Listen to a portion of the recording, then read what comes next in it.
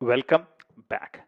Let's continue the exercise in this video and complete it. So in the previous step, what we did was we got the input from the user. Now we would want to use the input and write a if condition. So if choice is equal to 1, what do you want to do? You'd want to print number 1. So choice is addition, so we would want to print number 1 plus number 2. All right. If choice is equal to 2, what do we want to do? We would want to print number 1 minus number 2. Actually, we can use a elif, because if this is not true, then we would want to check for choice is equal to 2. Choice cannot be both 1 and 2 at the same time. So elif is the right option. So elif choice is equal to 3. If it's 3, we would want to divide. And the last one is else print number 1 into number 2. Is this cool? So let's see what would happen. And number 1, 10, 20.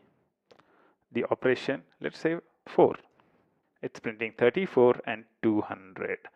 So the values which we entered are 20 and 10. So 10 into 20 is 200, and that's the value that's printed. What I'll do is I'll comment out these two things which are present in here, which are kind of confusing it.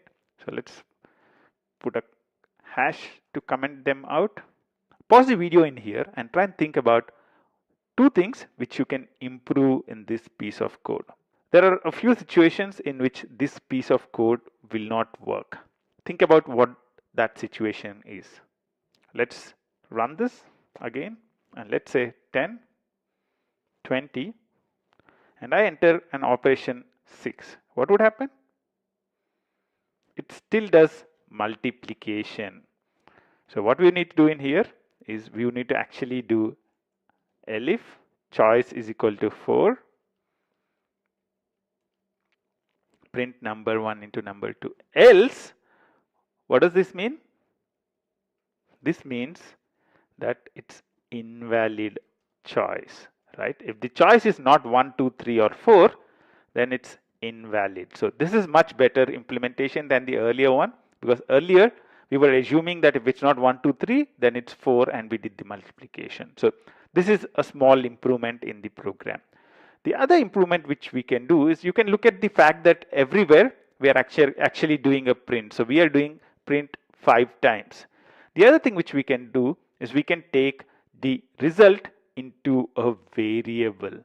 So we can actually take this value into a result. So result is equal to number 1 plus number 2. Over here, what's the result? Result is number 1 minus number 2. Result is number 1 by number 2. And over here, its result is number 1 into number 2. And we can remove all the prints from here. So we are just calculating the result inside the if. Over here, result is equal to invalid choice. We are calculating the result in here, and at the end we can print the result out. Let's see what would happen now. 10, 20, I would want to do a multiplication, and now it's printing 200 as the result. This is more a matter of personal choice. If you are okay with having print done 5 times, that's cool too, but I like calling the function once. So this enables me to have all the results present. So all the result is present in a variable. So either I can print it, or if I create a function, then probably I can do a return result as well. So it gives me the option either to print it, return it, or use it in some other calculation. In this exercise, what we did is we got some input from the user. Based on the operation that user selected, we used a if, elif, and an else to calculate the result and print it. I hope this was an interesting exercise for you to solve. I'll see you in the next step. Until then, bye-bye.